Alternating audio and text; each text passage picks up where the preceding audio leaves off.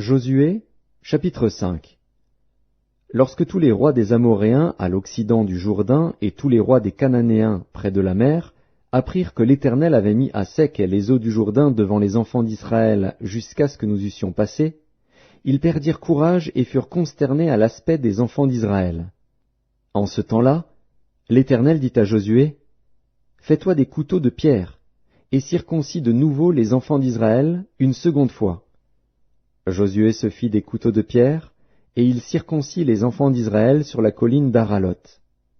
Voici la raison pour laquelle Josué les circoncit. Tout le peuple sorti d'Égypte, les mâles, tous les hommes de guerre, étaient morts dans le désert, pendant la route, après leur sortie d'Égypte. Tout ce peuple sorti d'Égypte était circoncis. Mais tout le peuple né dans le désert, pendant la route, après la sortie d'Égypte, n'avait point été circoncis. Car les enfants d'Israël avaient marché 40 ans dans le désert, jusqu'à la destruction de toute la nation des hommes de guerre qui étaient sortis d'Égypte et qui n'avaient point écouté la voix de l'Éternel.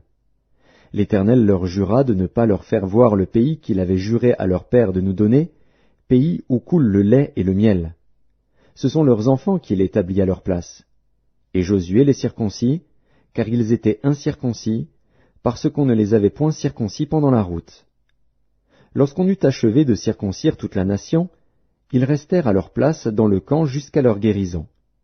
L'Éternel dit à Josué, « Aujourd'hui, j'ai roulé de dessus vous l'opprobre de l'Égypte. » Et ce lieu fut appelé du nom de Gilgal jusqu'à ce jour. Les enfants d'Israël campèrent à Gilgal, et ils célébrèrent la Pâque le 14e jour du mois, sur le soir, dans les plaines de Jéricho. Ils mangèrent du blé du pays le lendemain de la Pâque, des pains sans levain et du grain rôti. Ils en mangèrent ce même jour. La manne cessa le lendemain de la Pâque, quand ils mangèrent du blé du pays. Les enfants d'Israël n'eurent plus de manne, et ils mangèrent des produits du pays de Canaan cette année-là. Comme Josué était près de Jéricho, il leva les yeux et regarda. Voici, un homme se tenait debout devant lui, son épée nue dans la main. Il alla vers lui et lui dit, « Es-tu des nôtres ou de nos ennemis ?»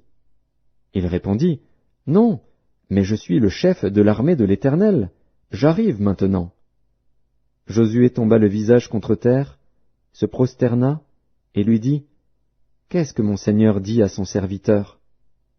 Et le chef de l'armée de l'Éternel dit à Josué, « Ôte tes souliers de tes pieds, car le lieu sur lequel tu te tiens est saint. » Et Josué fit ainsi.